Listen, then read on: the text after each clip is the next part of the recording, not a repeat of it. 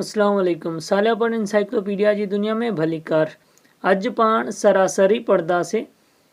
English में सरासरी खे छा चवंदा आहिनि? एवरेज या मीन।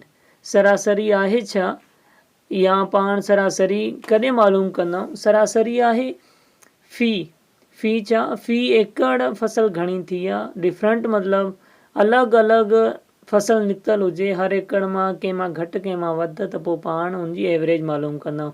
को विचोलो नंबर मिलंदो आहे पाण खे। ॾिसो, हाणे हिकु मिसाल वठूं था त अहमद शहज़ाद 5 मैच खेॾिया आहिनि। 5 मैचनि में उन्हनि जो अलॻि अलॻि स्कोर आहे।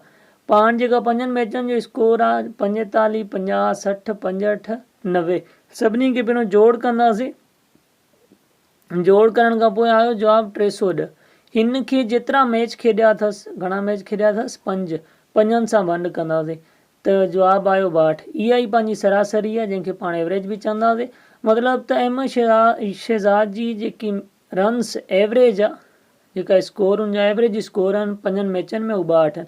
पाण ॿी मिसाल वठूं था। फ़र्ज़ु कयो 4 एकड़ आहिनि, हिक मां फुटी लथी 18 मण, ॿिए मां 23, 25 ऐं चौथे मां 30 मण। पाण एवरेज मालूम करण लाइ सभिनी खां पहिरियों हिननि खे जोड़ कंदासीं। जोड़ करण खां पोइ जवाबु छा आयो? 96। त पाण घणा एकड़ आहिनि? 4 एकड़ आहिनि। त चइनि सां पाण वंड कंदासीं त एवरेज पंहिंजी सरासरी घणी बीठी? सरासरी पंहिंजी बीठी 24 मण फ़ी एकड़।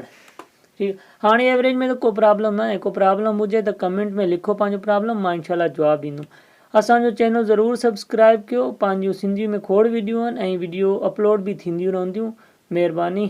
ख़ुदा हाफ़िज़। पंहिंजो ख़्यालु रखंदा।